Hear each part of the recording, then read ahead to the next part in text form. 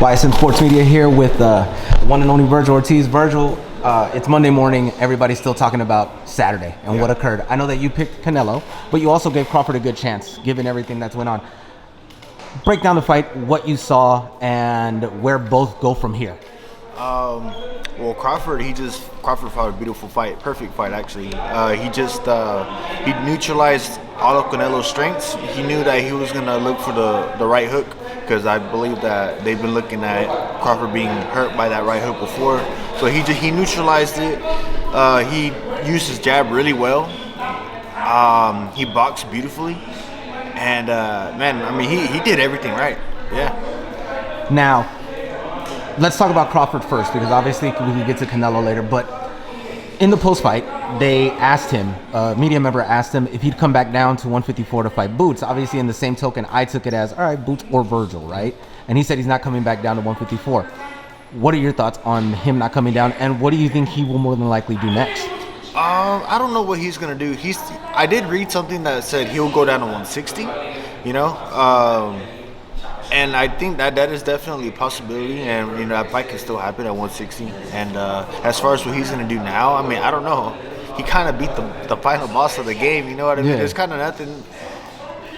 I don't want to say there's nothing to do, but damn, like, I mean, what else do you got to do? he's a 3-time undisputed champion. He made some good money. At this point, he's just a free player right now, I guess. He can do whatever he wants. But yeah, I mean, if the fight comes up, the opportunity comes up, I would love that fight. So you're saying 160 versus Crawford, you do it? Oh, yeah. Yeah. Even if it's right now like at 154, like let's say he says, you know what, I want you to jump up to 160. Why not? I mean, I feel like I'm a big 154 as it is, you know? I mean, I was a big 140. I was a 140, a big 140, a big 147, a big 154. I think 160, I've always said I'd go to 160 eventually. So Gotcha. Why not?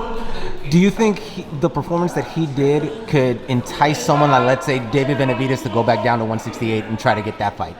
I mean, I don't know if David can make the weight anymore. I mean, it's one thing to want to go down, but are you still able to? So I don't know. Would it entice him?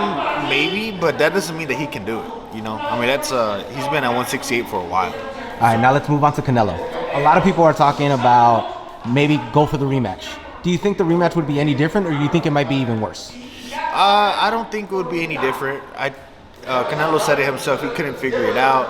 I mean, it was just, like I said, Crawford fought a perfect fight. I think both sides could make some adjustments, but I think that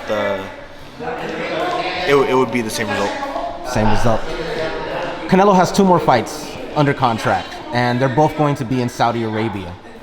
Do you think the Canelo era of boxing is done? Do you think it's over, even with 2 fights still remaining? Well, if he has 2 more fights, I don't think it's over until it's over.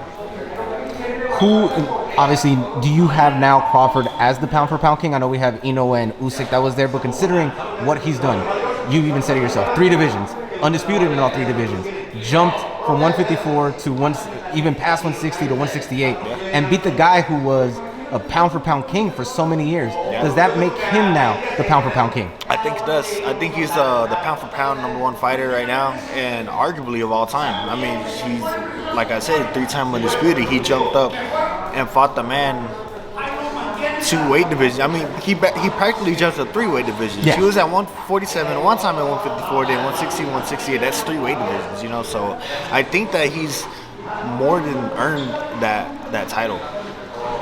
Pound for pound #1, you just almost put him with the resume, with what he's done and accomplished. I know that you might have gone to it, but is he now included in the GOAT conversation of not just now, but of all time? I think so, yeah. He has a very strong argument, in my opinion. So, yeah. All right, as always, Vergil, thanks for the time, bro.